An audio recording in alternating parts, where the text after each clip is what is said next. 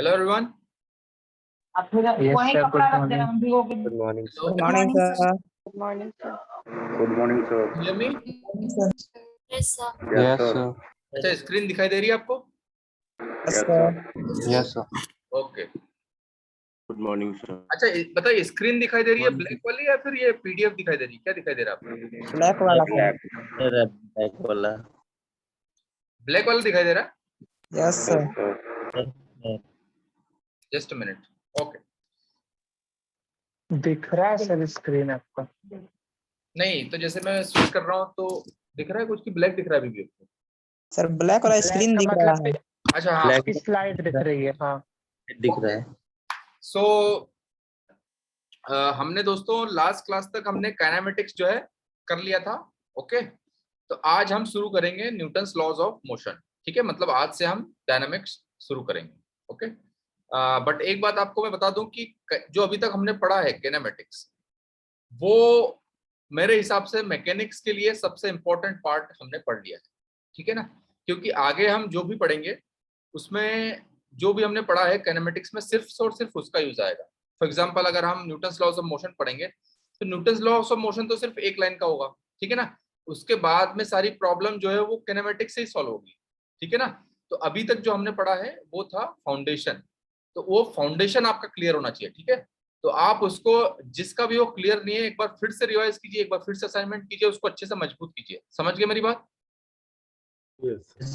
है ना, क्योंकि आगे हम कोई भी चीज पढ़ेंगे, है ना, अल्टीमेटली बात आ जाएगी काइनेमेटिक्स पे। ठीक है ना, अल्टीमेटली क्वेश्चन में केवल 10% न्यूटन्स लॉ होगा या 10% कोई और कॉन्सेप्ट होगा। अल्टीमेटली आपको इक्वेशन सॉल्व करते आने चाहिए, आपको डिफरेंशियल इक्वेशन सॉल्व करते आने चाहिए, आपको वेलोसिटी, एक्सेलरेशन, पोजीशन, एवरेज, इन सब के बीच में आना चाहिए, ग्राफ किस तरह से करते हैं ये सब आना चाहिए। ठीक है, तो सारी की सारी चीजें जो है बेसिक फंडामेंटल्स, वो सिर्फ और सिर्फ काइनेमेटिक्स है। क्लियर बात सबको ये? है ना, तो अभी तक हमने जो पढ़ा है दैट वाज, इसीलिए मैंने अभी तक जो है काफी आराम आराम से और रुक रुक के और समय के लेकर पढ़ाया है। ठीक है ना, और असाइनमेंट में डिटेल में डिस्कस किए। ओके, तो जिनका भी क्लियर नहीं है एक बार फिर से कीजिए उसको। ठीक है, नोट्स एक बार फिर से रिवाइज कीजिए। ठीक है, तो आज हम रिलेटिव मोशन भी तो बचा है। हाँ हाँ, वो करेंगे हम। जो जो भी मैंने अभी तक करवाया है उसकी बात कर रहा था। यस। ओके, आज हम शुरू करते हैं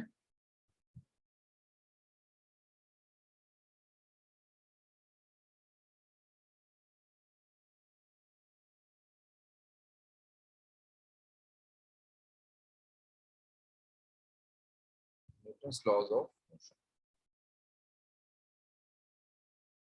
ठीक है, तो न्यूटन्स लॉज में फर्स्ट लॉ जो होता है, first law,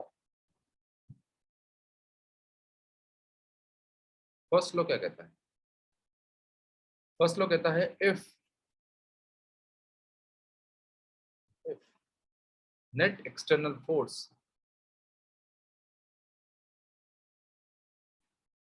net external force on a particle or on an object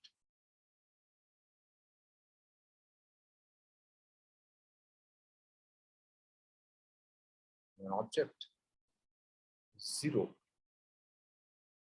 अगर जीरो है then the velocity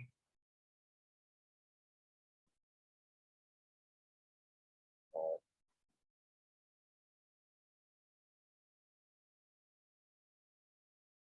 object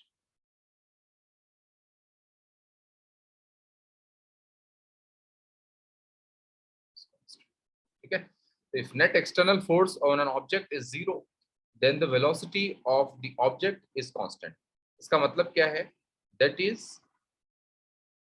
if the object, if the object is at rest,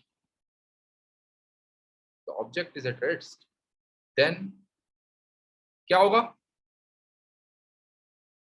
will वो be in rest में ही rest. रहेगा It will remain in the state of rest. at rest. ठीक है. And if the object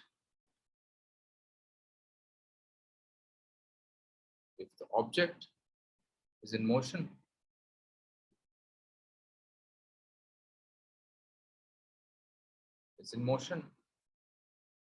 then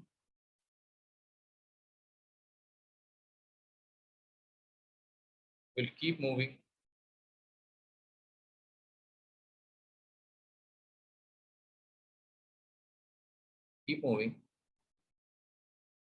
with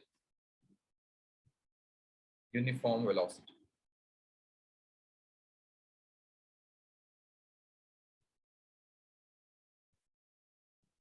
clear बात. तो इसको हम mathematically लिख सकते हैं. मैथमेटिकली लिखेंगे इसे.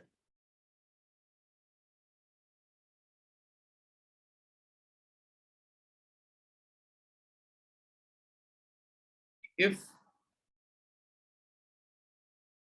f external is equal to 0, then dv by dt is equal to 0. ठीक है. तो नेट एक्सटर्नल फोर्स अगर 0 है तो velocity remains constant. Velocity remains constant means if the object is at rest, तो रेस्ट पे ऑब्जेक्ट की वेलोसिटी क्या होती है? 0. 0. Then it will remain at rest, क्योंकि 0 ही रहेगी बाद में. अगर ऑब्जेक्ट किसी मोशन में है तो it will keep moving with uniform velocity. ठीक है. अच्छा, एक बात बताइए मुझे, फर्स्ट लॉ को एक और किस नाम से जाना जाता है? Law of inertia. Law of inertia. First law is often called as Law of inertia. law of inertia. ठीक है. लॉ ऑफ इनर्शिया क्यों कहा जाता है? क्योंकि इनर्शिया मतलब क्या होता है? ऑब्जेक्ट का इनेट जो उसका इनर्शिया है ना, मतलब इनेट एबिलिटी ऑफ मोशन. ठीक है. इसका मतलब है कि ऑब्जेक्ट को अगर विदाउट एनी एक्सटर्नल फोर्स रखा जाए तो उसमें एक इनर्शिया हो गया. ठीक है. तो अगर वो रेस्ट पे रहा तो वो रेस्ट पे रहेगा, और अगर ऑब्जेक्ट मोशन में रहा तो मोशन में ही रहेगा. ठीक है ना, जब तक कि उस पर कोई एक्सटर्नल फोर्स अप्लाई नहीं किया जाए. ठीक है ना. तो इसीलिए इसको फर्स्ट लॉ को बोला जाता है कि this is also called as law of inertia. ठीक है. लिख लीजिए इसे, फिर आगे चलते हैं.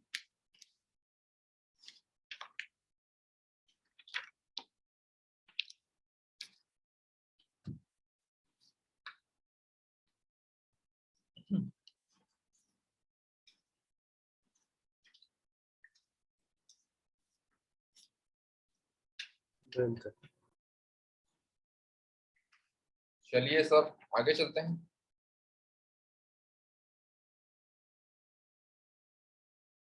लिख लिया सबने?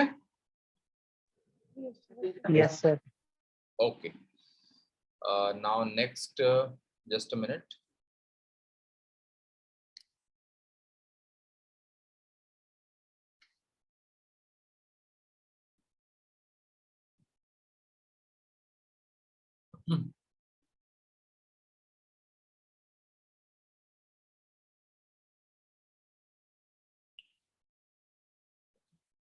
बात करते हैं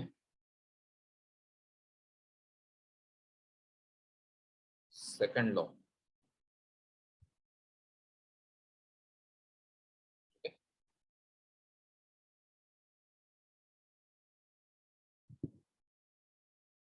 सेकंड लॉ की बात करते हैं. सेकंड लॉ कहता है net force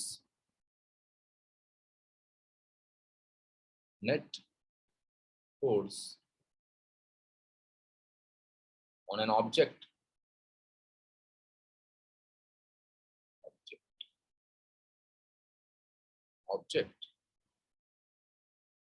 is equal to object, और कोई सिस्टम भी हो सकता है जिसमें collection of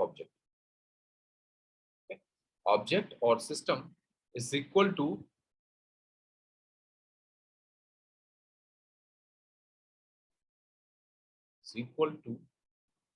rate of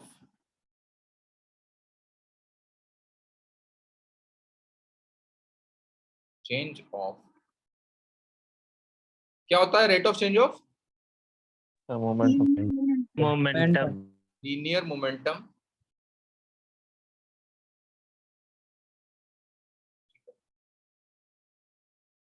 net force अगर जीरो है तो it is rate of change of linear momentum. ठीक है, इसको मैथमेटिकली एक्सप्रेस कर सकते हैं F is equal to rate of change of linear momentum, तो हो जाएगा dp by dt।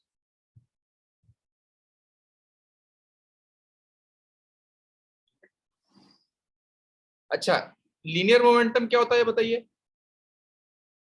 Product of mass and velocity. m into v होता है। ठीक है, तो यहां से फोर्स क्या हो जाएगा हमारा? फोर्स हो जाएगा Mass and acceleration. d by dt of m into. ठीक है, तो ये क्या हो जाएगा? यहाँ पर दो टर्म है अंदर, एक है मास और एक है वेलोसिटी। ठीक है, तो लीनियर मोमेंटम मतलब कि दो तरीके से चेंज हो सकता है। पहले तरीके से मतलब या तो मास चेंज हो, मतलब कि dm by dt into velocity, plus अगर मास कांस्टेंट हो तो dv बाई dt। ओके, अब एक बात बताइए, इफ मास इज कांस्टेंट, अगर आपका मास जो है वो कांस्टेंट है तो पहला वाला टर्म जीरो हो जाएगा। Yes sir. Yes, sir. तो फोर्स क्या हो जाएगा? Mass into dv by dt क्या होता है? Acceleration. Acceleration. Then F is equal to mass into acceleration. ठीक है, तो ये जो है आपका, this is general formula.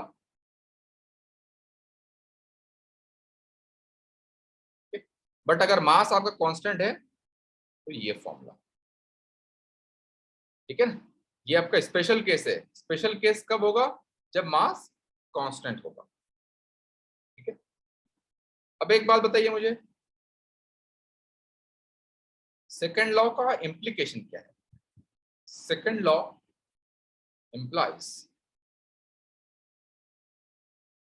implies that if F is equal to 0, मतलब नेट एक्सटर्नल फोर्स 0 है, then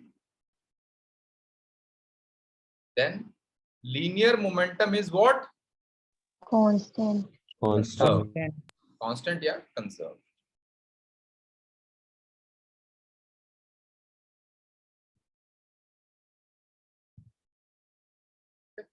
मतलब कि क्या है? P is conserved। या फिर इसी को बोलते हैं dp by dt is। ठीक है, लिख लीजिए इसे, फिर आगे चलते हैं।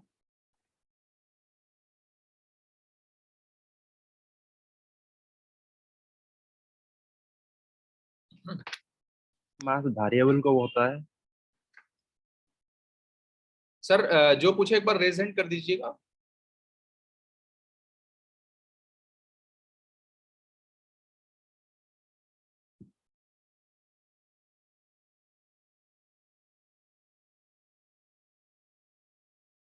हाँ, रेज हैंड किसने किया है?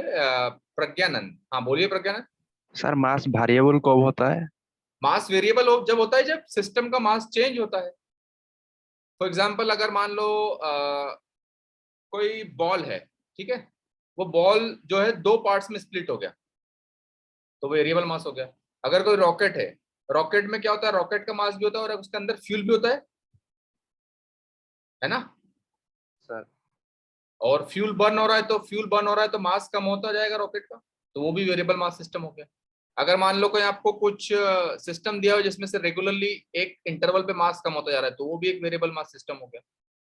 तो वेरिएबल मास सिस्टम का मतलब क्या होता है, सिर्फ कि मास जो है टाइम के साथ चेंज हो रहा है। तो उस केस में जो है आपको force is equal to mass into acceleration नहीं लगेगा, क्या लगेगा, जनरल फॉर्मूला। क्लियर बात सबको?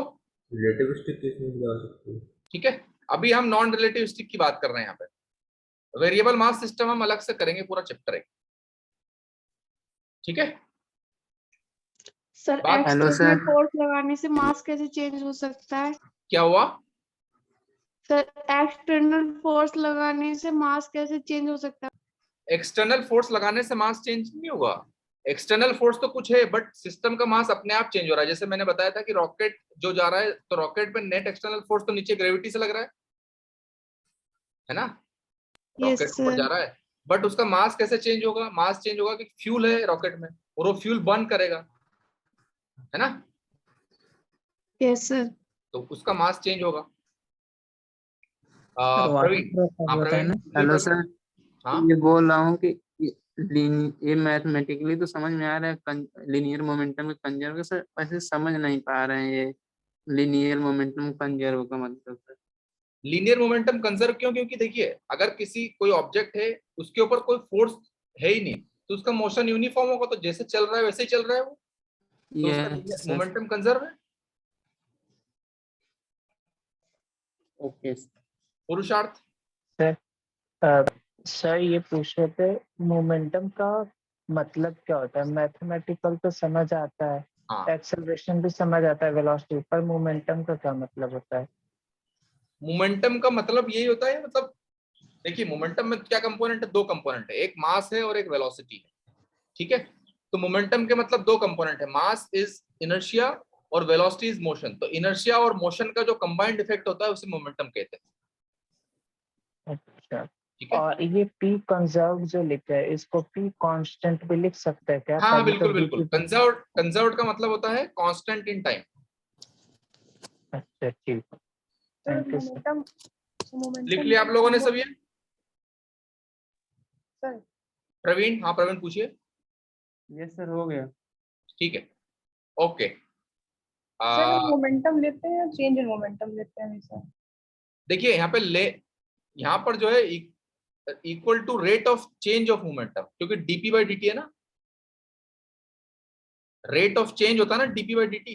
Yes sir. ठीक है, ओके, अगला करते हैं। Sir just 1 minute. हाँ परीक्षा। सर बॉडी के मास से इनर्शिया कैसे रिलेट करते हैं? ज्यादा हेवियर बॉडी का ज्यादा हाँ इनर्शिया हाँ, होता है। हेवियर बॉडी का ज्यादा होगा ना, क्योंकि हेवियर बॉडी को मूव करने के लिए ज्यादा फोर्स की आवश्यकता होगी।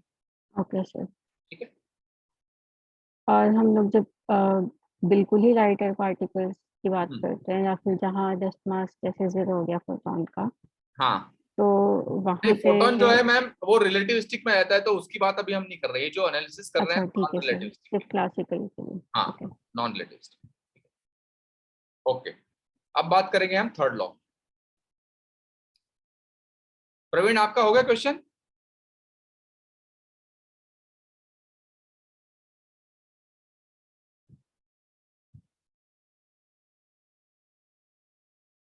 थर्ड लॉ कहता है एवरी एक्शन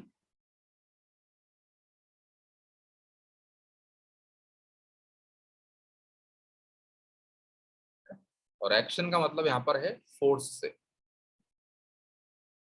तो एवरी एक्शन देयर इज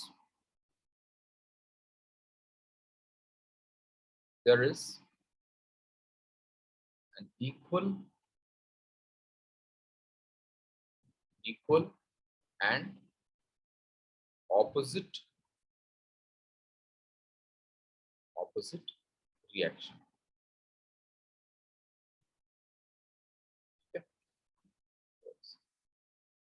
तो कोई मान लो ऑब्जेक्ट है, वो दूसरे ऑब्जेक्ट पे एक पर्टिकुलर फोर्स लगा रहा है, तो दूसरा ऑब्जेक्ट पहले ऑब्जेक्ट पे कितना फोर्स लगाएगा? Equal and opposite. तो इक्वल में मतलब कि इक्वल इन मैग्नीट्यूड,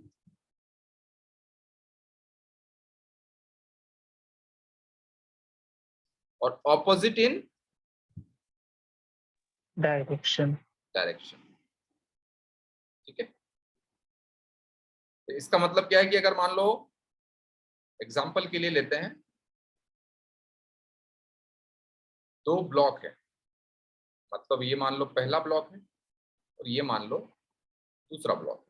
ठीक है, अगर पहला ब्लॉक जो है दूसरा ब्लॉक पे जो है मान लो फोर्स एक्सर्ट करता है F21, ठीक है, पहला ब्लॉक, और दूसरा ब्लॉक जो है पहले ब्लॉक पे एक्सर्ट करता है F12,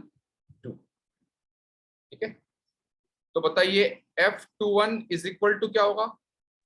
minus F12 minus of F1।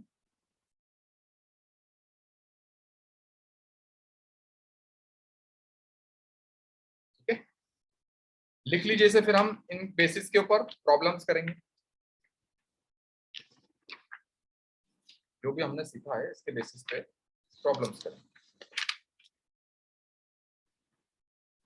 Sir इसमें एक बेसिक सा डाउट है। Just 1 minute, just 1 minute.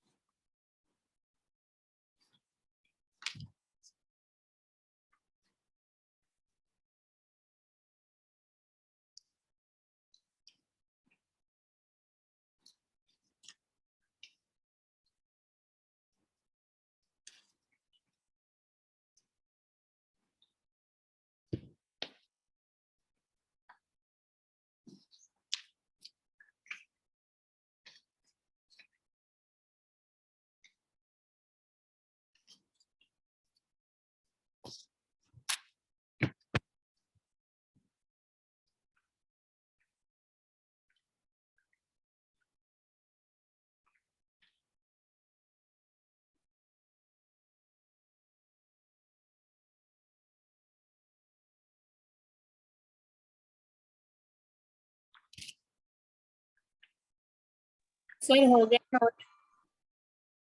Just 1 minute ma'am. हाँ, डाउट किसका पूछिए। Yes sir.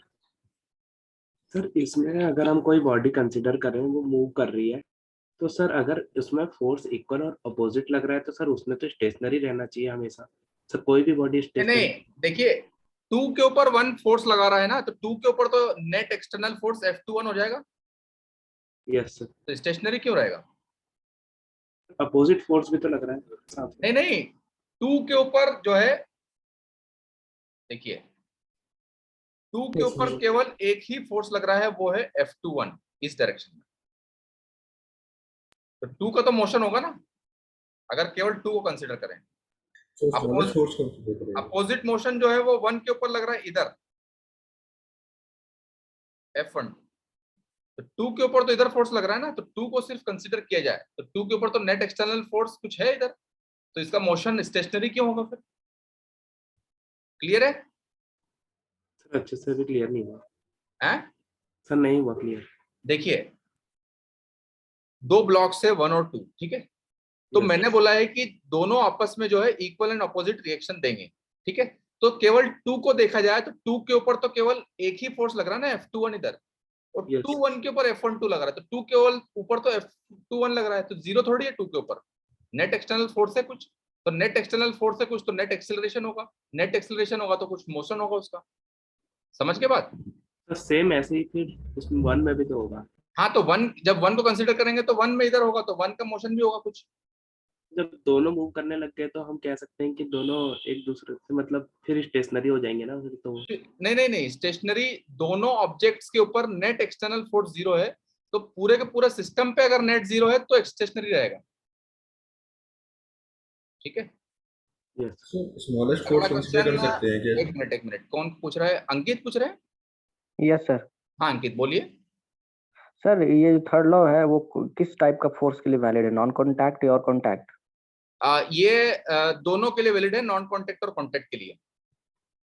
Magnetic force sir इसमें तो नॉन नहीं, कॉन्टैक्ट। मैग्नेटिक फोर्स कुछ इसके एक्सेप्शंस है जो मैं आपको लिखवाऊंगा बाद में, अभी मैंने मैग्नेटिक की बात नहीं। Okay sir. अभी हम पढ़ रहे हैं क्या, मैकेनिक्स पढ़ रहे हैं, तो मैकेनिकल सिस्टम्स की बात कर रहा हूँ। अंकित हो गया। चिन्मय, हाँ चिन्मय पूछिए। तो जो सेकंड वाला ब्लॉक है उस पे अगर F12 लग रहा होता और फिर वो नेट 0 होता तो मानते हैं कि बॉडी मूव नहीं करेगा ना? नहीं, सेकंड वाले पे क्या पूछ रहे हैं आप? कह रहा था अभी जैसे किसी ने पूछा था कि वो सिस्टम पे नेट फोर्स 0 है, तो सर अगर F21 जो है सेकंड बॉडी पे लग रहा है, F12 भी सेकंड बॉडी पे लगता तो फिर बोलते हैं कि नेट 0। देखिए नेट सिस्टम पूरे फोर्स पे हो सकता है 0, ठीक है, बट मैं इंडिविजुअल ब्लॉक की बात कर रहा हूँ ना, तो ब्लॉक 2 पे तो F21 लग रहा है। Yes sir. है ना, तो इसीलिए। और नेचर ऑफ इंटरेक्शन भी डिपेंड करता है। हाँ वो तो सब चीजों पे डिपेंड करेगा, एक जनरल मैंने फॉर्मूला आपको बताया है। ठीक है, लिख लिया सबने ये? Yes sir. सर होता ही गैस। अब एक प्रॉब्लम लिखिए आप असाइनमेंट में। सर असाइनमेंट खोलिए आप। युवराज, हाँ युवराज। सर मैं ये कह रहा था सर, किसी ने भी बोला है सर कि वो मूव करने लगेगा सर, वो 0 नहीं होगा। क्या हुआ सर? वो इक्वल अपोजिट रिएक्शन वाला जो फोर्स में थोड़ा होगा। हाँ तो सर अगर मतलब हम उसको छोटा वाला फोर्स कंसीडर करें तो मतलब ले सकते हैं ना कि इक्वल एंड अपोजिट है। देखिए इक्वल एंड अपोजिट का मतलब क्या है कि 1 से 2 के ऊपर जितना फोर्स लगेगा 2 से 1 के ऊपर उसका नेगेटिव लगेगा। तो सिंपली यही स्टेटमेंट है इसमें, पता नहीं आप लोग कंफ्यूज क्यों हो रहे इतना। सर क्योंकि 1 वाला फोर्स ज्यादा लगेगा तो वो मूव करेगा, तो नहीं 1 वाला फोर्स ज्यादा तो क्यों लगेगा? इक्वल एंड अपोजिट लिखा है ना मैंने अभी। 1 वाला मैंने ब्लॉक बड़ा बनाया इसलिए ज्यादा लगेगा। नो सर, क्योंकि मैं ये कह रहा सर यदि मैं 1 पे ज्यादा फोर्स लगाऊंगा तो वो 2 वाला ब्लॉक सर राइट की तरफ मूव करेगा। हाँ वो अलग अलग केस में अलग अलग हो सकता है, बट एक दूसरे के ऊपर वो इक्वल एंड अपोजिट लगाएंगे।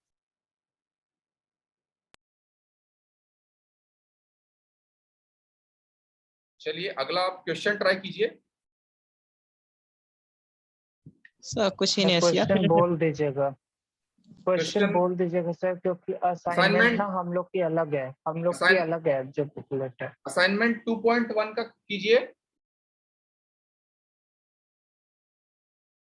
असाइनमेंट 2.1 का कीजिए आप, क्वेश्चन नंबर 3 ट्राई कीजिए।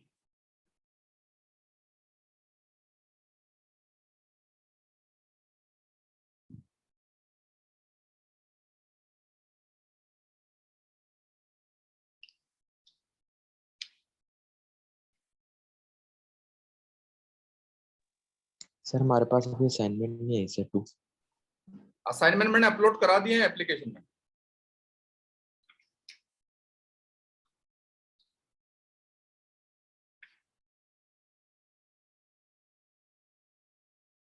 सर इनिशियल्स बोल देंगे क्या क्वेश्चन के? क्या हुआ? क्वेश्चन के इनिशियल्स आप फ्रेज कर इनिशियल्स है देंगे। a particle of mass m 1 kg is moving along x axis।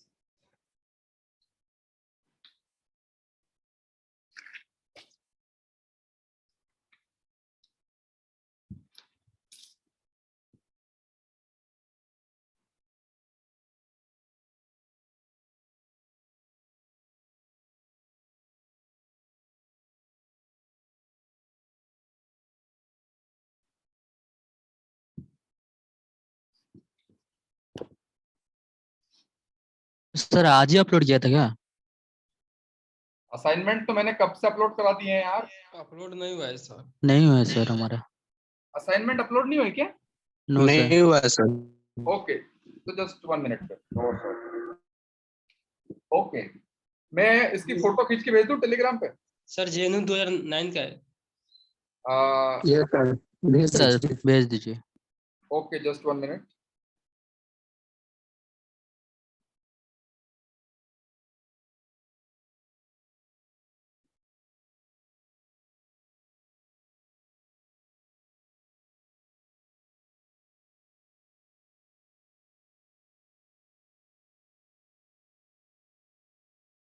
यार जिनके पास हो वो एक बार फोटो खींच के अपलोड कर देंगे टेलीग्राम पे। Yes sir. एक बार कर दीजिए यार, मैं आज ही उनको बोलूंगा तो अपलोड करा देंगे। अच्छा, 1 हो चुका है कि नहीं, 1 अपलोड? असाइनमेंट 1 तो हाँ, यस सर 1.5 तो जो भी जिनके पास है, पुरुषार्थ, रितेश या फिर अजीत, सचिन, जिनके पास भी है परेशान, ये लोग आप एक बार फोटो खींच के अपलोड कर दीजिए सर। सर टेलीग्राम ग्रुप का लिंक सर मेरे पास नहीं है। हाँ, तो जिसके पास हो।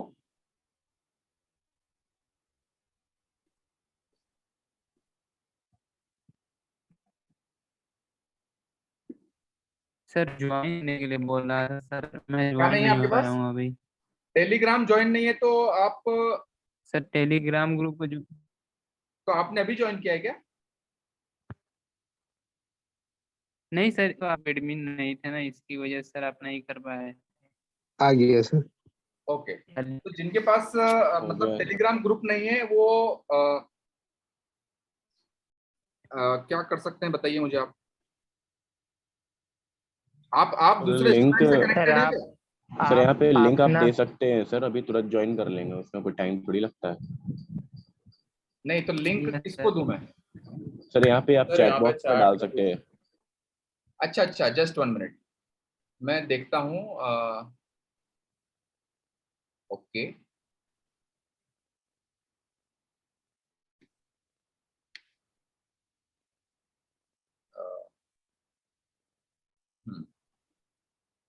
तो लिंक्स, ओके।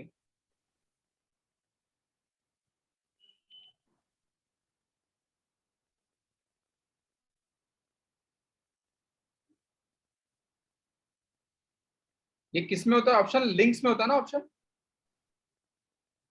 जैसे मैंने टेलीग्राम का ग्रुप खोला।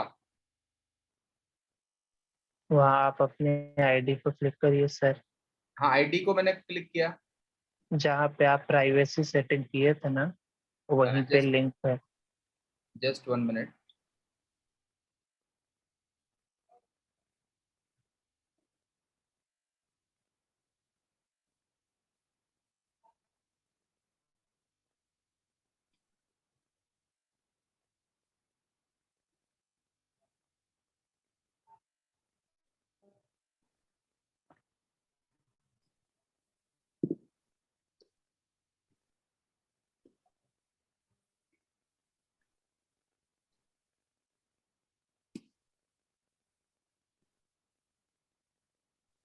सर हाँ, उतना मत करिए, बस अपने चैनल के नाम पे क्लिक करिए, ऐड मेंबर्स आएगा।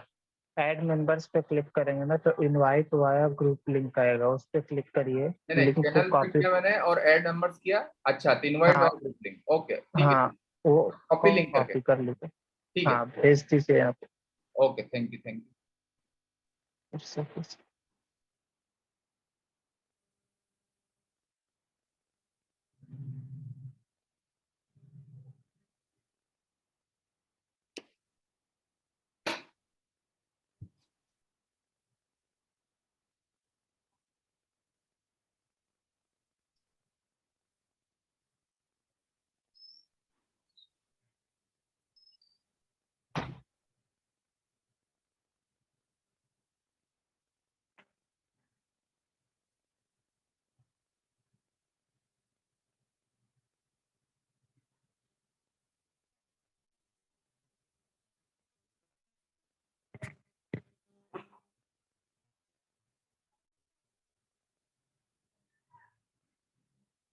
सर आंसर ऑप्शन बी होगा।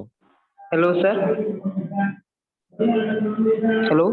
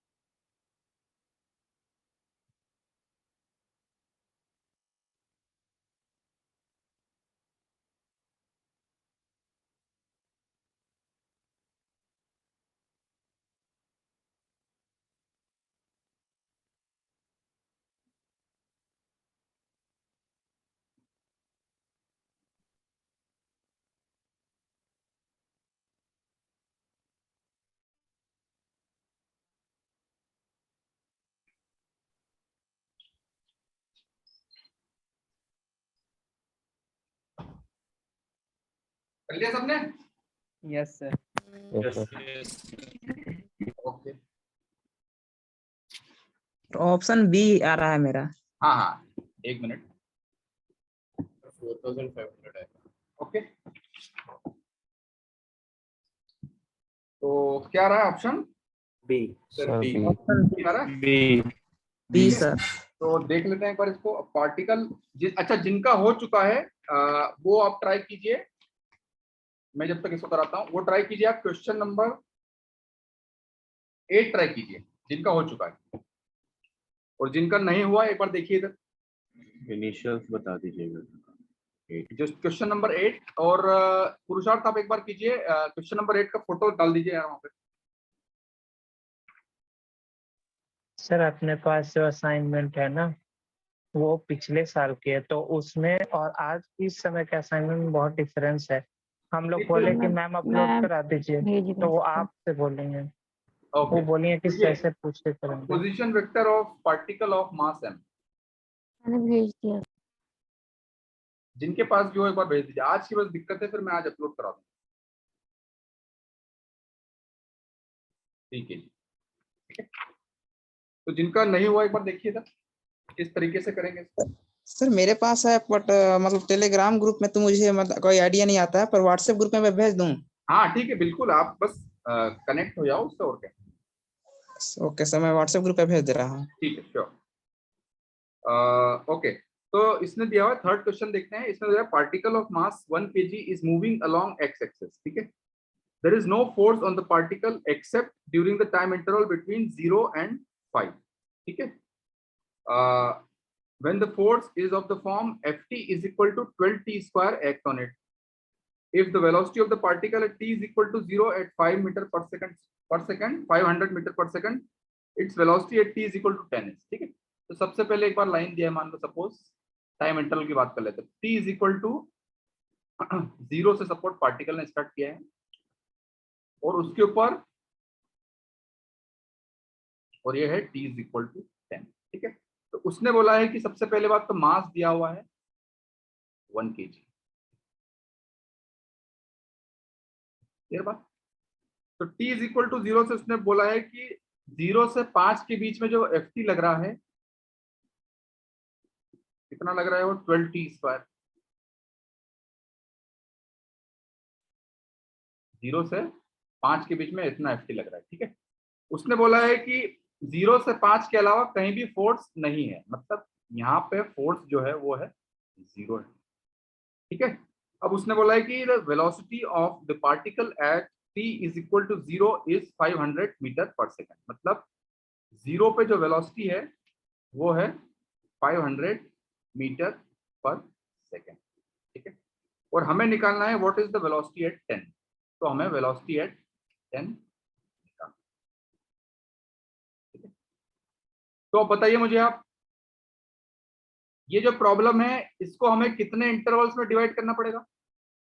2 इंटरवल। 2 में, है ना। तो ये तो हो गया, मान लो यहाँ वेलोसिटी ऑफ 5 है। ठीक है, तो consider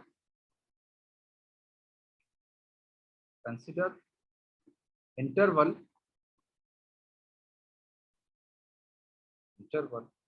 t is equal to 0 से लेकर 5। ठीक है, इस इंटरवल में बताइए फोर्स कितना है? 12t square. 12t square.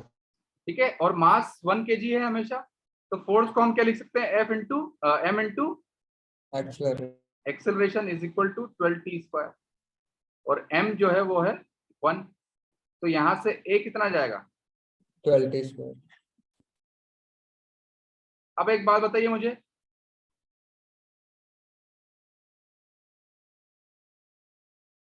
t square acceleration है, तो ये यूनिफॉर्म है कि नॉन यूनिफॉर्म है? Non uniform. नॉन यूनिफॉर्म है, क्योंकि टाइम पे डिपेंड कर रहा है। तो नॉन यूनिफॉर्म है, इसका मतलब है कि हम जो 3 फॉर्मूले थे वो नहीं लगा सकते, v बराबर u प्लस at वाला। क्लियर बात सबको? Yes sir. बट हमें वेलोसिटी निकालना है, तो हम जनरल वे में प्रोसीड करेंगे। वेलोसिटी क्या, एक्सेलरेशन क्या होता है? dv by dt, this is equal to 12t square. तो यहां से हो जाएगा dv is equal to 12 t square into, ठीक है। टाइम जो हमारा इंटरवल 0 से लेकर 5 है, और वेलोसिटी जो है 0 पे वेलोसिटी कितनी दी हुई है? 500 500 500 मीटर पर सेकंड, ठीक है।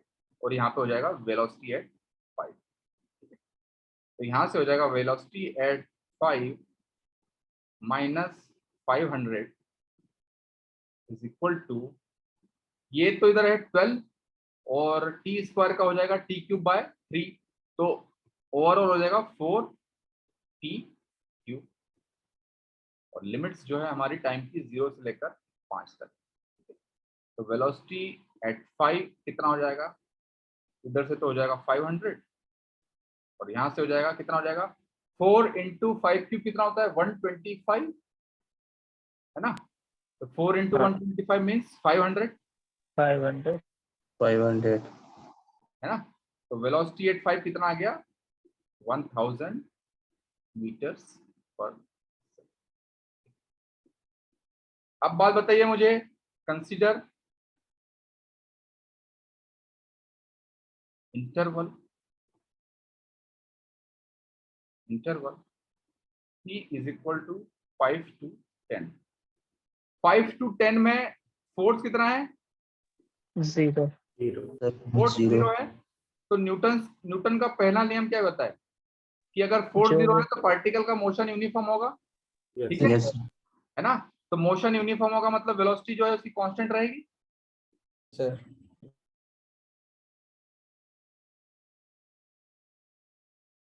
तो वेलोसिटी कांस्टेंट रहेगी मतलब कि 10 पे जो वेलोसिटी होगी वही जो है 5 पे वेलोसिटी होगी।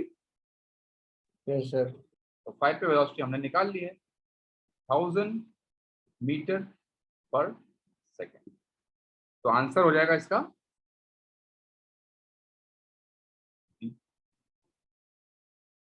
लिख लीजिए। फिर 8th क्वेश्चन पे चलते हैं।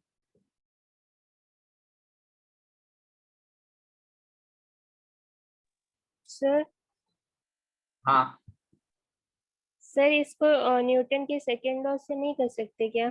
इसको दूसरे वाले को, हाँ सर। जो सेकेंड इंटरवल है, नहीं sir, like F equal to dp/dt लगा के फिर नहीं कर सकते इसको? हाँ हाँ बिल्कुल। देखिए F is equal to dp/dt, तो P क्या होता है? mv होता है। Yes sir. तो m बाहर आ जाएगा तो dv/dt, तो F बराबर ma हो जाएगा ना। हाँ सर। सर मैंने भी सेकंड लॉ से ही किया है। हाँ हाँ वही है, सेकेंड लॉ वही तो है। F is equal to dp/dt general है, और मास अगर कांस्टेंट है तो F बराबर ma है। तो सेकेंड लॉ ही तो लगाया हमने। हाँ सर। ये जो है हमने लगाया है, सेकेंड लॉ ही तो लगाया यहाँ से यहाँ तक, F बराबर ma। चलिए जी लिखते हैं, आगे चलते हैं अपन। सर क्वेश्चन नंबर 8 सर नहीं मिल रहा है असाइनमेंट में। क्वेश्चन नंबर 8 किसी ने फोटो नहीं भेजा क्या? मैं ग्रुप में भेजा हूँ व्हाट्सएप पे। भेज दिए सर। व्हाट्सएप टेलीग्राम पे भेजिए ना, व्हाट्सएप पे कौन भेजा है व्हाट्सएप पे? रितेश कौन भेजा? अजीत? Yes sir. मैंने टेलीग्राम पे भेज दिया। हाँ यार इतनी अवेलेबल है, फिर आप बोल रहे नहीं अवेलेबल। कहीं ना कहीं चेक कीजिए, आ गया होगा क्वेश्चन नंबर 8।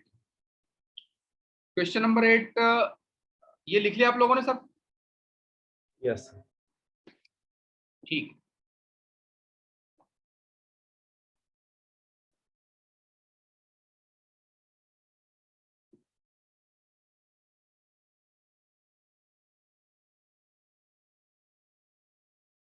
क्वेश्चन नंबर 8 कहता है, एक बार मैं स्पेसिफिकेशन दे देता हूं। क्या है? मास जो है उसका 3 kg दिया हुआ है, ठीक है। और R दिया हुआ है t square i cap minus 2t cube j cap plus k cap, ठीक है। T square i cap minus 2t cube j cap, ठीक है। तो हमें कैलकुलेट करना है कि force acting on the particle at an instant when acceleration is perpendicular to velocity, ठीक है। तो हमें निकालना है टू फाइंड, क्या निकालना है? force when acceleration is perpendicular sir 6 Newton है perpendicular to velocity। ठीक है, तो परपेंडिकुलर दो वेक्टर हैं तो उसकी कंडीशन क्या है? सर डॉट प्रोडक्ट 0 तो जब a डॉट b 0 है तब आपको निकालना है कि फोर्स क्या लग रहा है पार्टिकल पे। निकालिए इसे।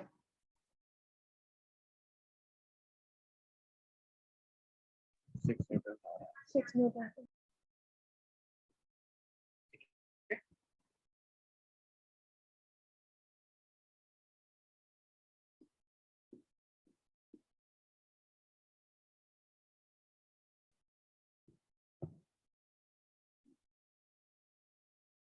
ओके, तो बताइए मुझे r दिया हुआ है क्या? T square i cap minus 2t cube j cap plus k cap. तो r तो हमें दिया हुआ है, तो वेलोसिटी क्या होता है? Derivative of r position. ठीक है, क्लियर बात सबको? तो डेरिवेटिव पोजीशन करेंगे तो क्या आएगा, जल्दी बताइए मुझे। Velocity 2t I cap minus 60 square 2t I cap minus 60 square 6 t square जी का। चलिए, बिल्कुल सही बात है। तो वेलोसिटी तो हमारा ये आ गया। अब एक्सेलरेशन क्या होता है? dv by dt। वेलोसिटी का रेट ऑफ चेंज, इसका रेट ऑफ चेंज कर देंगे तो क्या हो जाएगा? यहाँ पे क्या आएगा? 2i cap minus 12t आएगा ना। 12t। और हमें कंडीशन दी हुई है कि a dot v is equal to 0, मतलब परपेंडिकुलर है। तो वो समय निकालना है। तो परपेंडिकुलर है तो a डॉट v करेंगे तो सबसे पहले बताइए क्या होगा? x कंपोनेंट मल्टीप्लाई होंगे तो हो जाएगा 4t, है ना। a डॉट v क्या होगा? vx ax plus vy ay।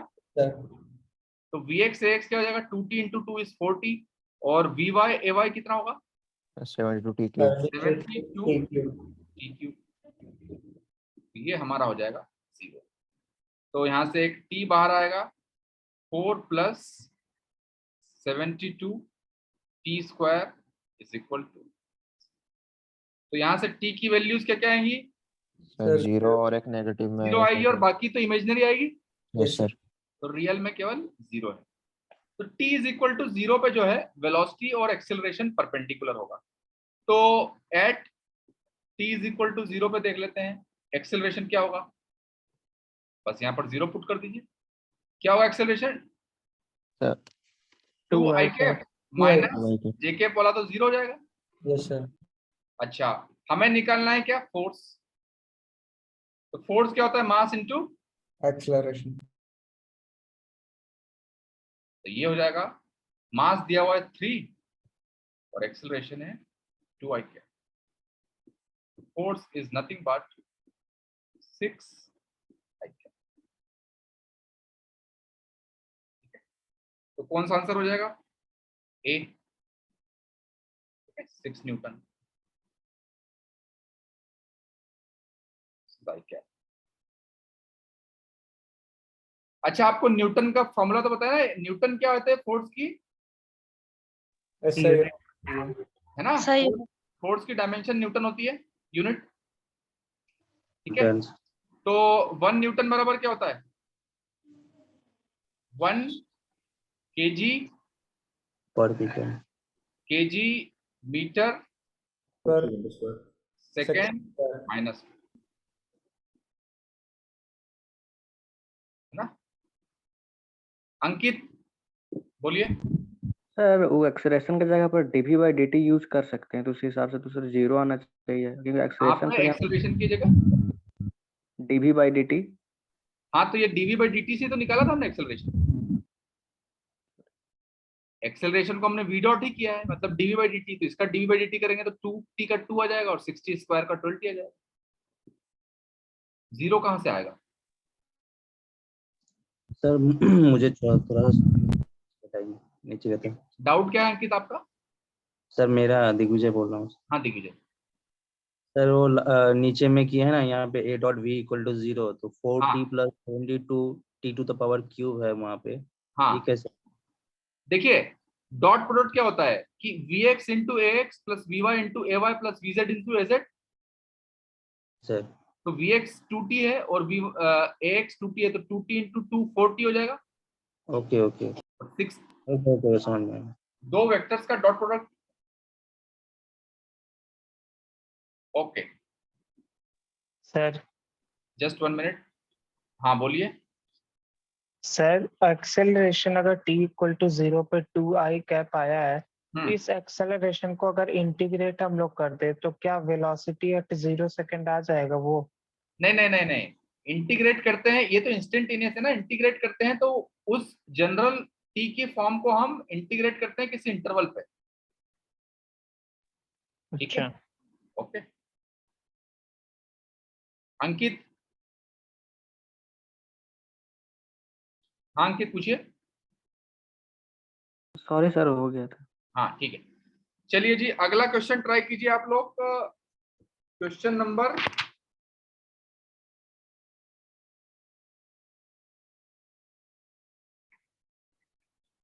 Just 1 minute.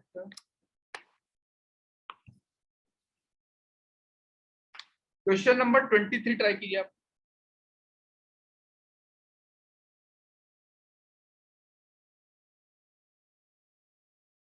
Question number 23 कहता है a player caught a cricket ball of mass 150 ग्राम। और एक बार व्हाट्सएप पे भी भेज दीजिए सबको।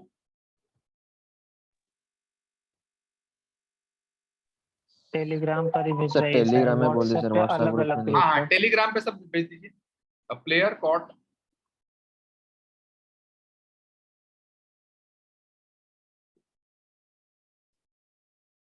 तो पुरुषार्थ आपने क्या एडमिनिस्ट्रेशन को कॉल किया था क्या? यस सर, हम कॉल किए थे। अभी? नहीं अभी नहीं किए थे, कल किए थे। अच्छा तो मतलब उन्होंने क्या बोला कि अपलोड आज हो जाएगा, क्या बोला था?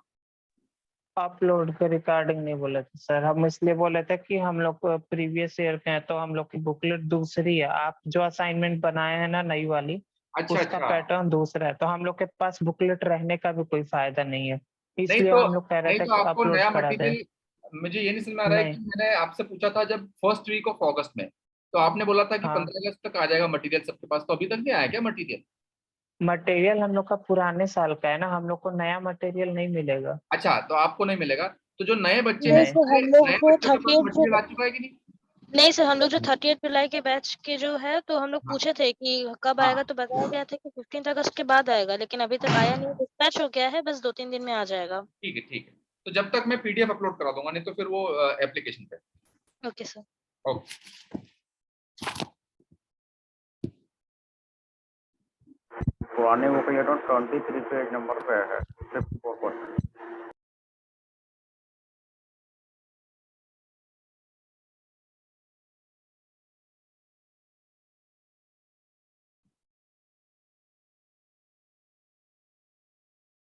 न्यूटन आ रहा है।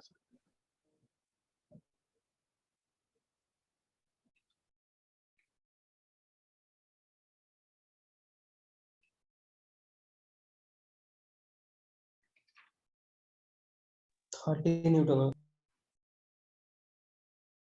हो गया? यस ठीक है।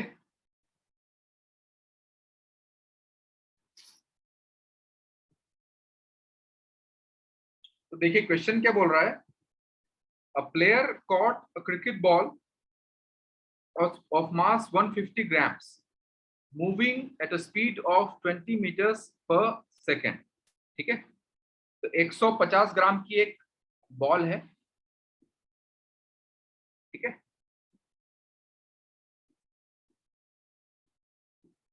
150 ग्राम मतलब कि कितना है? 0.15 kg। और उसकी स्पीड दी हुई है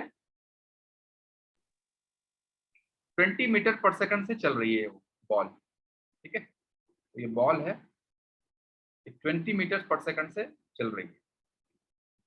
और उसको कैच किया गया, तो इसका catching process be completed in 0.1 second. ठीक है, तो यहां से कैचिंग प्रोसेस स्टार्ट हुआ है, जस्ट कैच किया गया और यहां तक कैच कर लिया गया। तो ये जो इंटरवल दिया हुआ है ये किया हुआ है 0.1 सेकेंड। तो 0.1 सेकेंड में से कैच कर लिया गया है। तो कैच करने के पहले वेलोसिटी v है और कैच करने के बाद वेलोसिटी कितनी हो जाएगी? जीरो। जीरो। प्लेयर के हाथ में हो जाएगी तो जीरो हो जाएगी। ठीक है, तो हमें निकालना है कि what is the exerted by the ball on the hands of the player। ठीक है, तो एक बात बताइए मुझे कि ये बॉल आ रहा है इधर से, तो बॉल को जब कैच करेंगे तो बॉल के ऊपर फोर्स कितना लगेगा? इधर लगेगा। Yes sir. Yes sir. है ना? क्लियर है कि नहीं सबको ये? हाँ सर। ठीक है, यस तो अब मुझे बताइए कि फोर्स क्या होता है? है ना? न्यूटन्स लॉ का जनरल सेकंड लॉ क्या होता है? DP bye DT. क्लियर बस सबको ये? है ना? अब बताइए डीपी होगा जस्ट इस इंटरवल में, डीटी इंटरवल में कितना पी फाइनल है? Minus P initial. और इंटरवल डीटी कितना दिया हुआ है?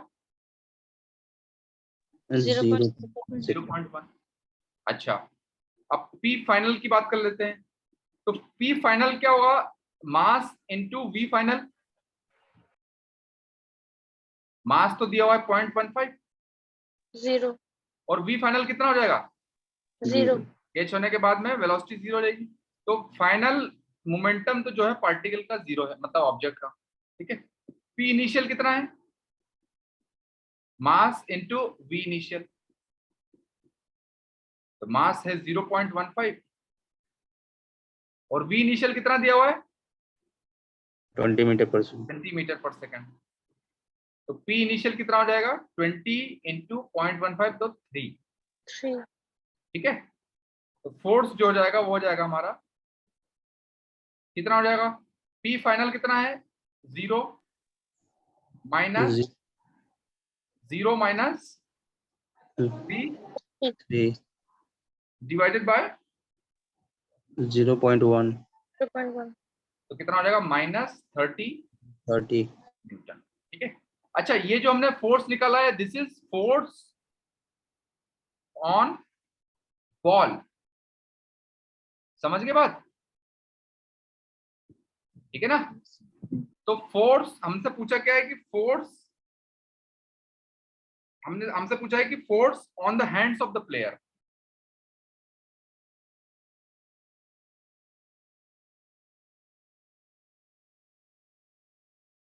तो न्यूटन का थर्ड लॉ क्या कहता है कि बॉल जितना फोर्स लगाएगा हैंड्स उसका उल्टा लगाएगा। Yes sir. तो ये हो जाएगा minus force on the ball.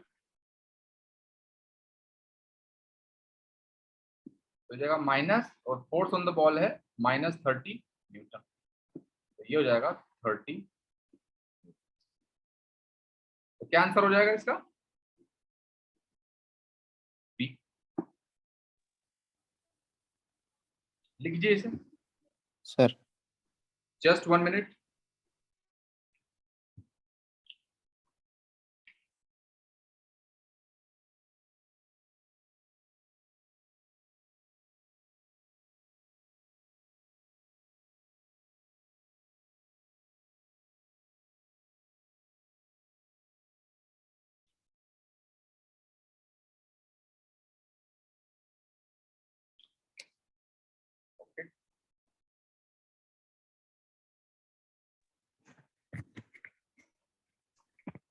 Hello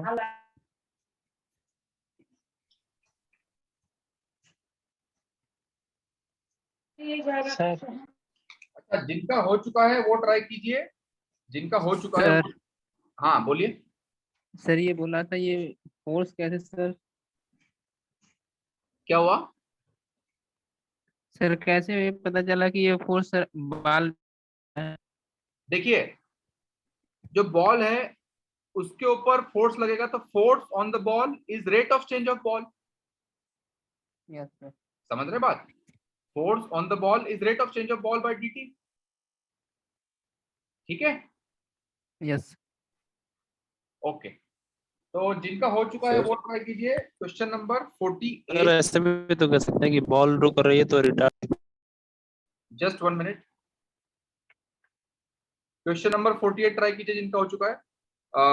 वो वाला क्वेश्चन है जिसमें दिया है force is equal to 2i cap minus 3j cap. ये वाला क्वेश्चन ट्राई कीजिए और टेलीग्राम पे भेज दीजिए। हाँ, कौन पूछ रहा था? सर युवराज सर, कुछ एक डाउट था। पूछिए। सर मैं ये कह रहा हूँ कि अगर इसमें टाइम का कोई रोल ही नहीं है, मतलब बॉल आई और अचानक से ही पकड़ ले तब भी नहीं वेलोसिटी नहीं, जीरो वो रहेगी। अचानक से पकड़ी मतलब उसने बोला कि जैसे ही टकराई और फिर थोड़ा समय लगा 0.1 सेकंड उसे रुकने में, तो 0.1 सेकंड जो है काफी कम इंटरवल है इनफाइनाइटेसिमल, तो ये dt की वैल्यू दी है 0.1 सेकंड। ओके, आगे पूछिए। कौन पूछ रहा था? किसका डाउट है?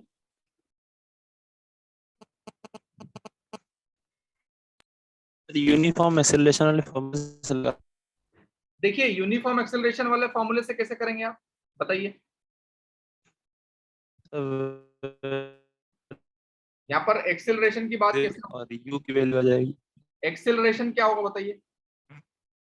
वेलोसिटी कांस्टेंट है तो एक्सेलरेशन नहीं, वेलोसिटी कांस्टेंट कहाँ है? पहले वेलोसिटी v थी, बाद में 0 हो गई ना, तो कांस्टेंट वेलोसिटी कहाँ है?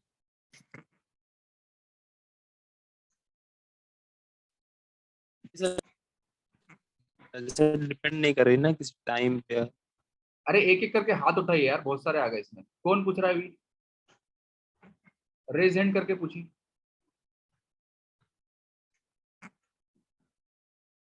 युवराज, युवराज पूछ रहे हैं अभी? सर ये सर वो मेरा नेट चला गया था सर, तो चिन्मय समझ नहीं पाया था सर। सर मेरा भी डाउट था सर, क्या वो गलत आया नहीं लेकिन। युवराज पूछ रहे हैं कि चिन्मय पूछ रहे हैं?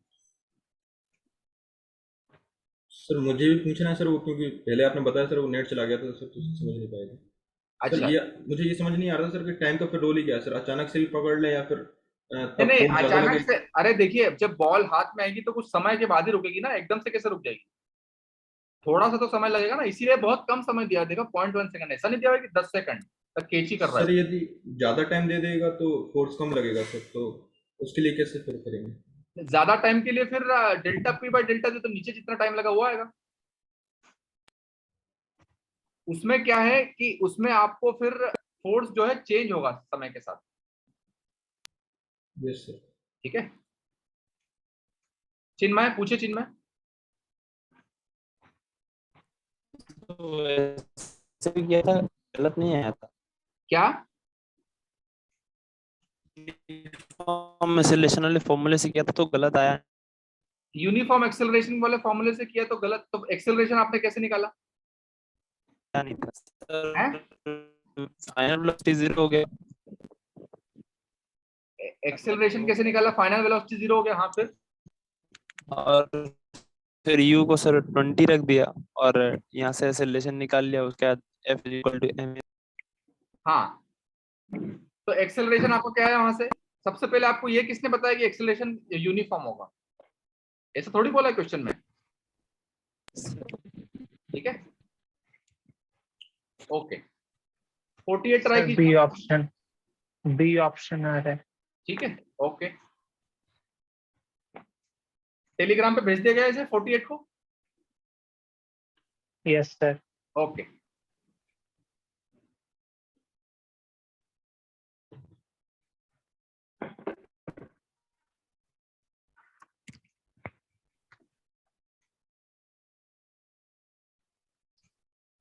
देखिए आप लोगों ने ये नोटिस किया होगा कि न्यूटन्स लॉ तो बस एक लाइन पे लग रहा है, बाकी सब क्या चल रहा है? काइनेमेटिक्स चल रहा है। समझ में आ रहा है कि नहीं? Yes sir. है ना? तो न्यूटन्स लॉ तो बस एक लाइन पे लगेगा कि F = ma या F = dp/dt, बाकी तो पूरा उसके बाद में क्या चलेगा? काइनेमेटिक्स। इसीलिए मैं बार बार बोलता हूँ कि आगे जितना भी मैकेनिक्स होगा सब में केवल इनिशियल का कॉन्सेप्ट जो है 2-3 लाइन का, वो बस लगेगा का कॉन्सेप्ट, बाकी आपका पूरा काइनेमेटिक्स ही चलेगा। इसीलिए आपको अच्छे से उसका फाउंडेशन आना चाहिए। ठीक है, 48 की बात कर लेते हैं।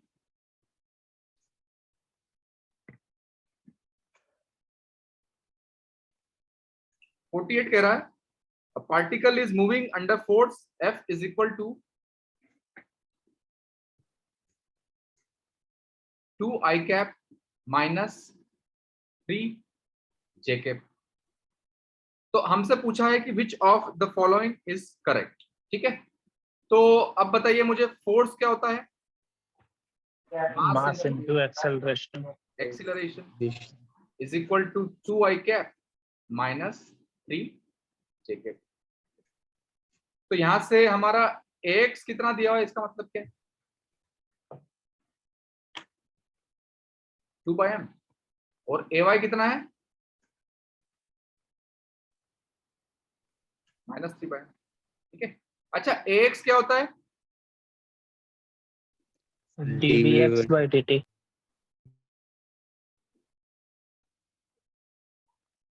तो यहां से अगर हम Vx निकालेंगे इंटीग्रेट करके तो क्या आएगा Vx? 2t/m plus 3 plus some constant, ठीक है। अच्छा और यहां से AY निकालेंगे तो AY क्या होता है?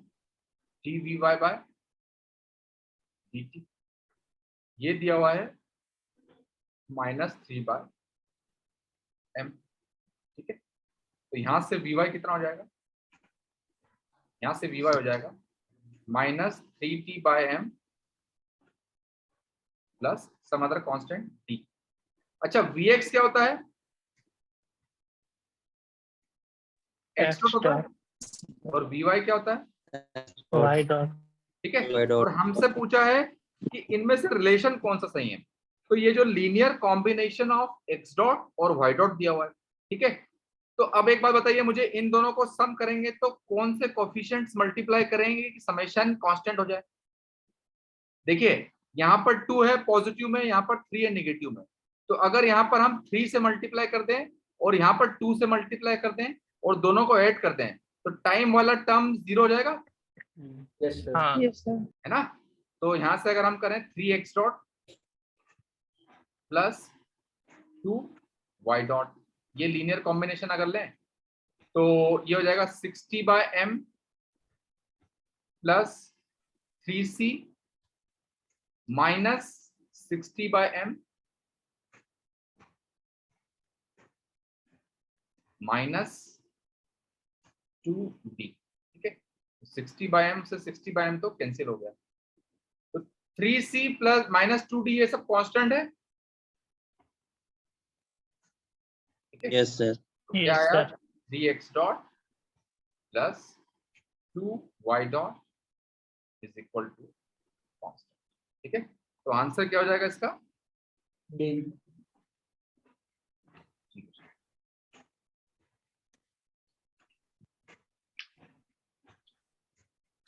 सर ये कौन सा क्वेश्चन था? 48। हम लोग को जो क्वेश्चन आया है वो स्प्रिंग वाला क्वेश्चन था, उसका आंसर बता दी। नहीं मैंने f is equal to 2i cap minus 3j cap लिखा था ना, 2 वाला।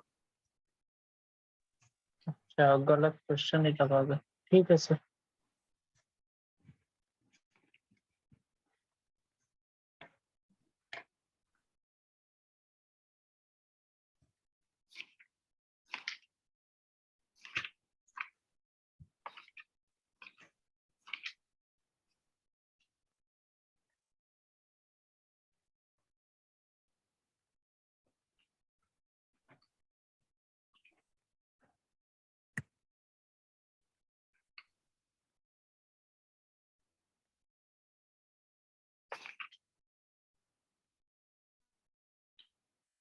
लिख लिया?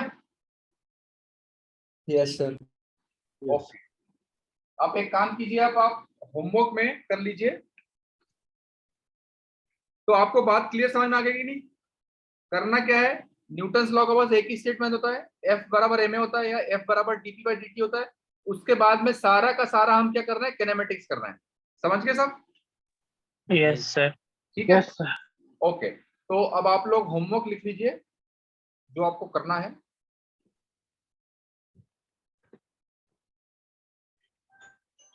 ठीक है, असाइनमेंट 2.1 असाइनमेंट 2.1 इसका कीजिए आप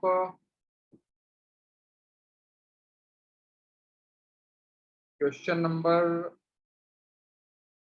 मतलब इनमें से हमने जो कर लिए हैं वो छोड़ दीजिएगा, ठीक है ना, बाकी कीजिए आप। टोटल आपको करना है क्वेश्चन नंबर 21 ट्राई करना है, 3 करना है, 8 करना है, और 23 करना है, 25 करना है, 26 करना है, 48 क्वेश्चन नंबर 1, और असाइनमेंट 2.4 का आपको करना है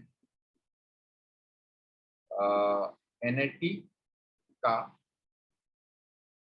क्वेश्चन नंबर 3, क्वेश्चन नंबर 5। इसमें से कुछ क्वेश्चंस कर लिए होंगे तो उनको छोड़ दीजिए, ठीक है।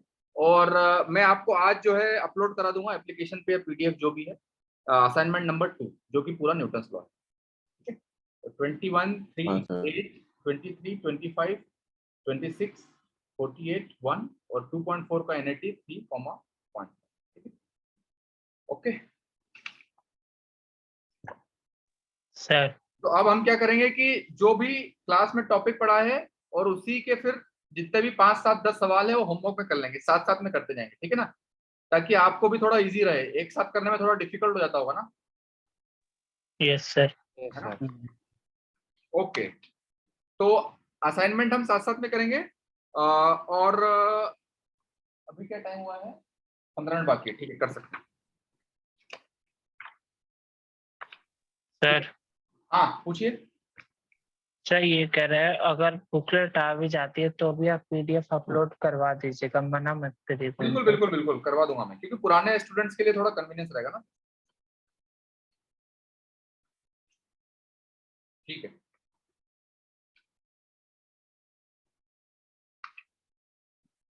लिख लिया सर आपने सबने? Yes sir. अब एक कॉन्सेप्ट एक जल्दी से सीख लेते हैं अपन, थोड़ा समय बाकी है, उसको यूटिलाइज करते हैं। ये आप सब करके ले आइएगा ना, नेक्स्ट क्लास हमारी परसों होगी, तो 2 दिन में आप आराम से कर लेंगे ना सारे सवाल। Yes sir. आज के बाद अब हम क्या करेंगे कि असाइनमेंट जो है क्लास के बाद ही दे दिया करेंगे, तो आप 5 से 10 सवाल रेगुलर करने की मैकेनिक्स के प्रैक्टिस डाल दीजिए ना, 5 सवाल एटलीस्ट। Okay sir. है ना, तो रेगुलर में करेंगे तो आपके पास एकदम से असाइनमेंट करने का फिर बर्डन नहीं आएगा, धीरे धीरे करके हो जाएगा, ठीक है। और रेगुलर करेंगे तो आप अच्छे से कर पाएंगे।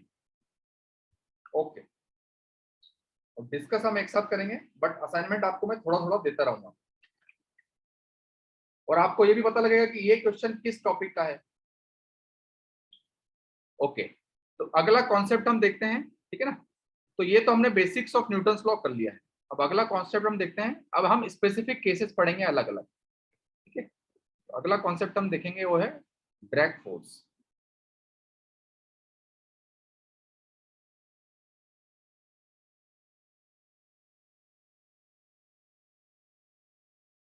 ड्रैग फोर्स, या इसको कभी कभी बोला जाता है विस्कस फोर्स।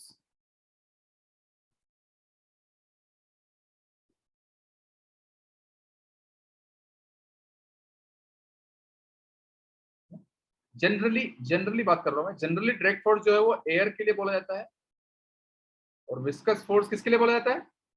फ्लूइड, लिक्विड या गैस। फ्लूइड के लिए, है ना। तो फ्लूइड में लिक्विड और गैस दोनों हो गया। Yes sir. ठीक है, बट कुल मिला के बात आपको समझनी है कि ड्रैग और विस्कस फोर्स क्या है, ठीक है ना। तो इसका होता क्या है ड्रैग फोर्स और viscous force? It is a resistive force,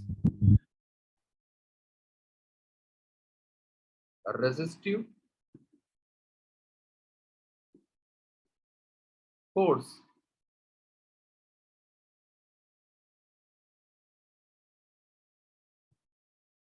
which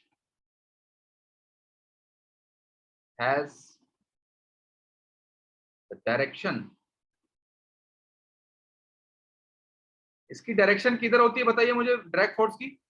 Opposite to direction of Opposite to motion. Direction of Direction of motion. opposite to Velocity direction से of motion. velocity Opposite to direction of velocity या फिर motion. ठीक है, तो एक बात बताइए मुझे अब, सपोज दिस इज ग्राउंड और suppose this is positive y, ठीक है, ओके। तो अब मान लो, बताइए मुझे कि पार्टिकल को मान लो यहां से ड्रॉप किया गया है, पार्टिकल अगर नीचे आ रहा है ना, पार्टिकल का मोशन नीचे है, तो इस पार्टिकल पे बताइए ग्रेविटी किधर लगेगी? नीचे ग्रेविटी नीचे लगेगी।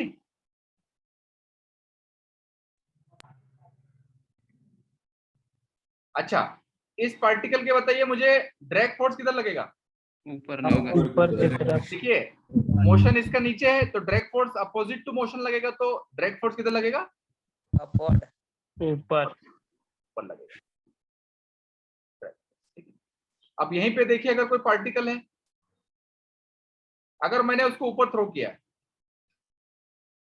तो पार्टिकल का मोशन ऊपर है, तो ग्रेविटी तो किधर लगेगी? नीचे। ग्रेविटी तो नीचे लगेगी हमेशा, ग्रेविटी का तो मोशन से कोई मतलब नहीं है, वेलोसिटी से। अच्छा, अब ड्रैग फोर्स किधर लगेगा? नीचे। मोशन ऊपर है तो ड्रैग फोर्स भी नीचे ही लगेगा।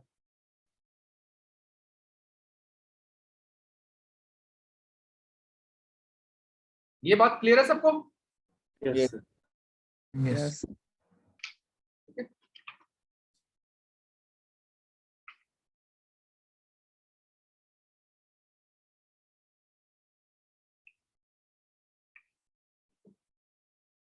अब एक क्वेश्चन लिखिए,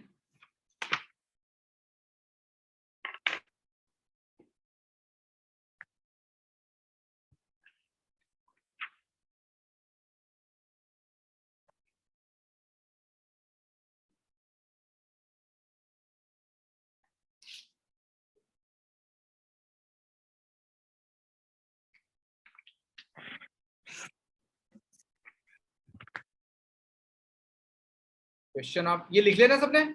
यस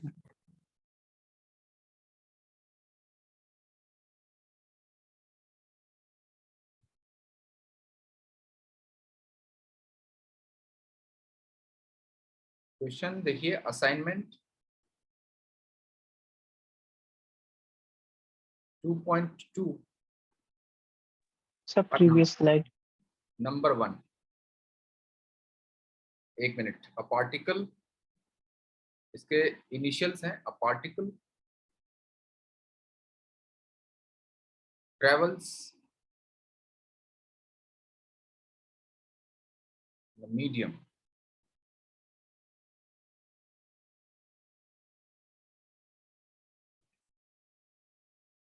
तो ये लिख लीजिए और एक बार टेलीग्राम पे भेज दीजिए। हाँ, क्या बोल रहे थे प्रीवियस स्लाइड? एयर और गैस में अंतर क्या है? क्या हुआ? एयर और गैस में अंतर क्या है सर? ड्रैग फोर्स एयर में लगेगा और विस्कस देखिए, फोर्स एयर मतलब एयर इज जो हमारी एटमॉस्फेयर में होता है ना, इट इज क्या कहते हैं, कॉम्बिनेशन ऑफ मल्टीपल गैसेस, ठीक है। बाकी एयर भी फ्लूइड है ही, एयर को भी आप फ्लूइड बोल सकते हैं, बट ड्रैग फोर्स जनरली सिर्फ एयर के लिए यूज किया जाता है ना। तो फिर जो सॉलिड सरफेस पे जो मोशन का अपोज करेगा उसको ये ड्रैग फोर्स नहीं बोल सकते? उसको भी बोल सकते हैं, उसको रेजिस्टिव फोर्स बोल सकते हैं, ड्रैग फोर्स। एक्चुअली ये टर्म जो है इंटरचेंजेबली यूज होते हैं, तो कन्वेंशन का मतलब कि जो कन्वेंशन है वो ड्रैग फोर्स एयर के लिए यूज हो रहा है, बट उसको भी आप बोल सकते हैं।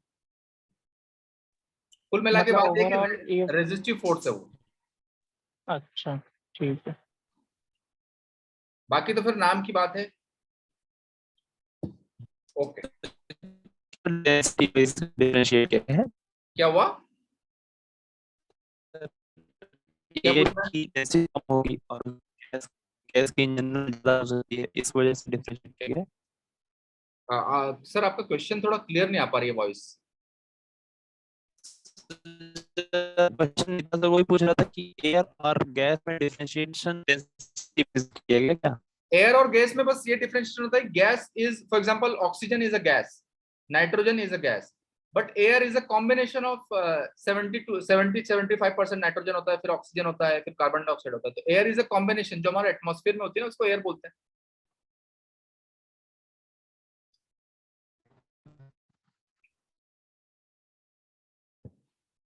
ओके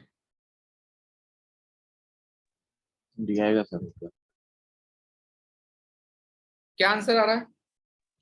डी आ रहा है सर। D option. देखिए तो ये बोल रहा है कि particle travels in a medium,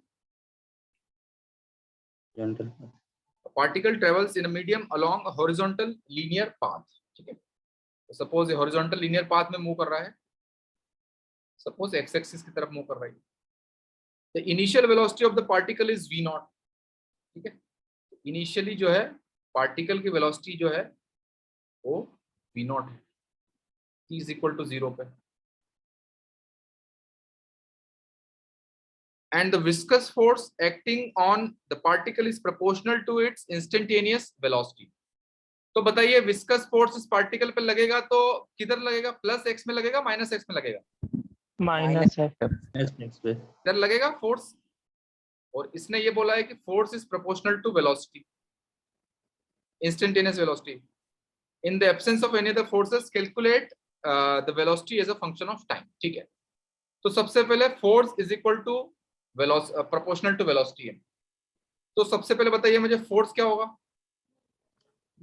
केवी तो प्रोपोर्शनल कांस्टेंट हो जाएगा और माइनस जो है उसका डायरेक्शन हो जाएगा। क्लियर बात सबको? यस। अच्छा, फोर्स हमें पता है, फोर्स क्या होता है? Mass into acceleration equal to minus KV. और एक्सेलरेशन कितना होता है?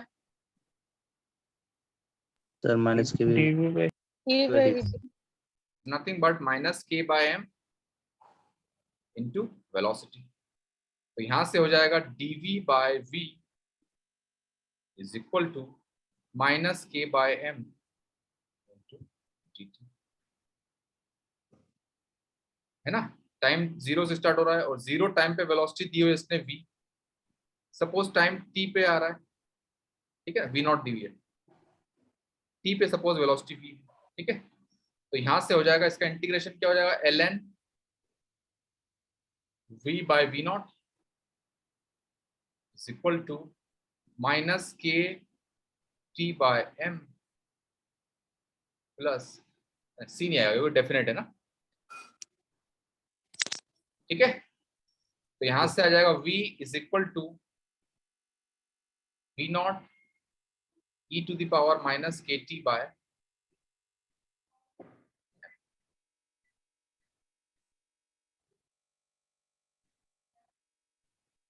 ठीक है। यस तो अगर हम ड्रॉ करें इसको,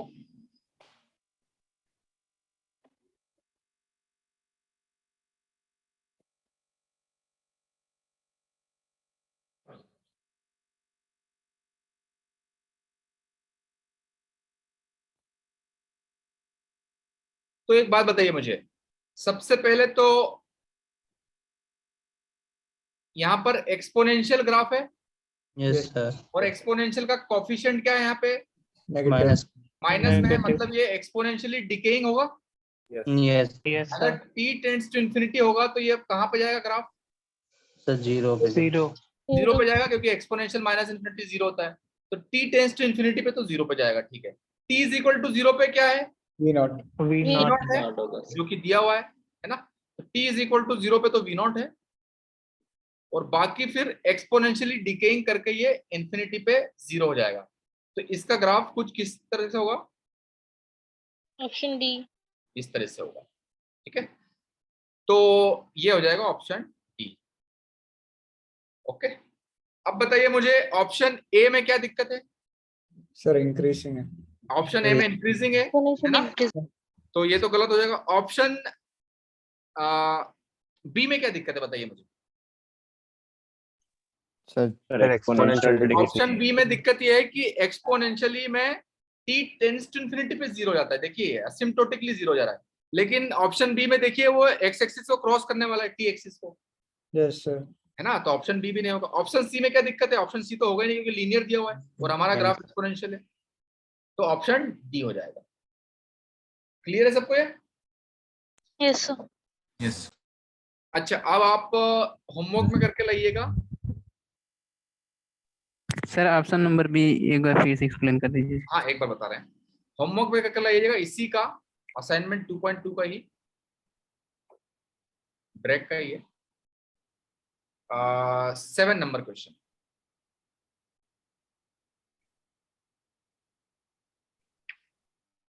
है ना। हाँ ऑप्शन बी क्यों नहीं होगा सर, देखिए तो आपको ये बात क्लियर हो गई कि ये जो है एक्सपोनेंशियल है और डिकेइंग है। Yes sir. और एक्सपोनेंशियली डिकेइंग है मतलब कि ये जीरो किधर होगा, जीरो होगा जब इन्फिनिटी पे जाएगा तब। Yes sir. और असिम्प्टोटिकली जीरो होगा मतलब t टेंड्स टू इन्फिनिटी पे देखिए धीरे धीरे धीरे कम होता जा रहा है, टच होने वाला एक्सिस को। समझ गए बात यहाँ पे? जी। लेकिन ऑप्शन बी में देखिए ग्राफ इस तरीके से आ रहा है कि सबसे पहली बात तो वो t एक्सिस को कट कर देगा किसी पॉइंट पे, देखिए कट करेगा सर। हाँ सर है ना। तो t इज इक्वल टू किसी फाइनाइट वैल्यू पे ही वेलोसिटी जीरो हो जाएगी, जबकि हमारा तो t टेंड्स टू इन्फिनिटी पे जीरो होना चाहिए, तो ऑप्शन बी नहीं होगा, ऑप्शन सी तो लीनियर है। यस। ओके तो आप ये होमवर्क में इसका 7th और प्रीवियस में जो मैं असाइनमेंट 2.1 और 2.4 के दिए हैं वो आप कल परसों करके ले आएंगे। सर एक डाउट है सर, इस क्वेश्चन में अजीत पूछ रहे हैं क्या? अजीत सर। हाँ जी पूछिए। एक स्टेटमेंट इसमें और लिखा हुआ था कि in the absence of any other force. हाँ in the absence of any other force मतलब दूसरा कोई भी नहीं है, ग्रेविटी वगैरह कुछ नहीं है। ओके सर, मतलब ओनली फॉर अप्लाइड फोर्स है की बात कर रहा है। ओनली केवल विस्कस फोर्स दिया हुआ है और उसकी initial velocity v not the हुई है, बस इतना दिया हुआ है। ओके ठीक है, clear Ajit? Okay sir. Okay तो क्वेश्चन नंबर 1 हमारा हो गया, 7 आप होमवर्क कर लेंगे। ठीक है तो okay guys, good bye, see you in the next class. Okay sir, thank you sir. Thank you sir. Thank you sir. आपका जो पीडीएफ है वो अभी ऑफिस जाके उसको अपलोड करा देता हूँ या फिर उसमें, और ये पूछ लूंगा कि आपका जो मटेरियल है वो कब तक पहुंच जाएगा। ठीक है ओके जी, गुड बाय।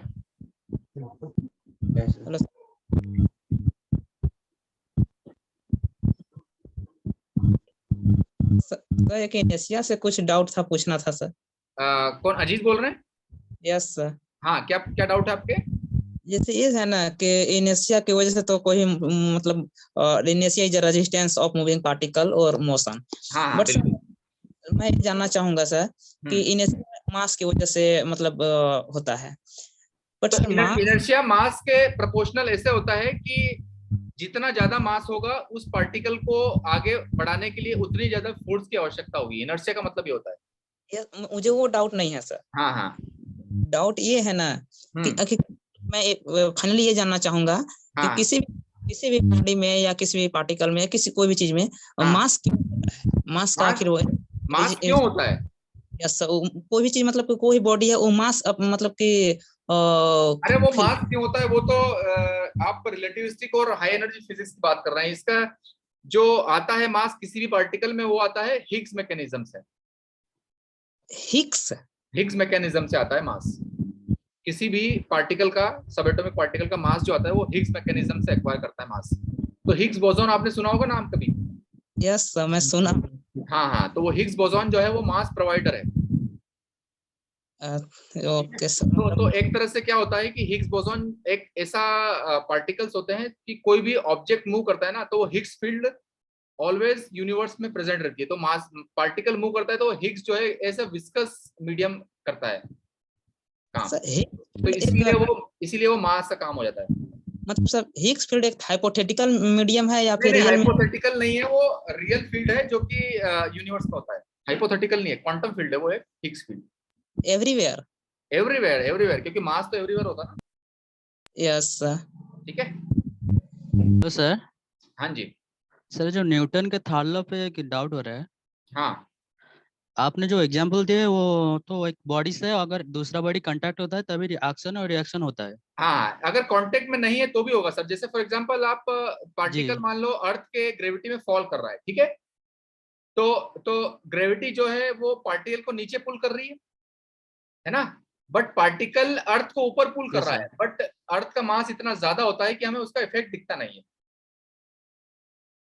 ठीक है, मतलब ये अर्थ बॉडी के ऊपर देता है और बॉडी भी अर्थ के ऊपर देता है। हाँ हाँ बिल्कुल बिल्कुल, क्यों नहीं देगा, बट अर्थ का मास इतना ज्यादा होता है ना, देखिए, इसलिए हमें उसका इफेक्ट पता नहीं लगता। ठीक है जी। बाकी कोई दो मास है ना, तो अर्थ भी तो एक मास ही है ना। Yes sir. ठीक है, तो अर्थ भी एक मास है, तो अर्थ एक बहुत बड़ा मास हो गया मान लो, और एक बॉडी है मान लो कोई सा छोटा सा, तो ये इधर लगाएगा अगर, तो ये भी इसके ऊपर इधर लगाएगा। ठीक है, ठीक है, ग्रेविटेशनल जो फोर्स है वही पे लगता है अगर एक और प्लैनेट है और दूसरा और एक और प्लैनेट है। हाँ हाँ दोनों में भी आपस में लगेगा जी। ठीक है, ओके जी, good bye, I have another engagement, so now I have to leave, so see you in the next class. Okay, thank you sir. Okay, good bye, see you. Assignment आप अच्छे से कीजिए प्रॉपर, ठीक है। Yes sir. Assignment में आलस मत कीजिएगा। ठीक सर। सर वो अपलोड करवा दीजिएगा आप sir. Okay, sure sure brother. Thank you sir.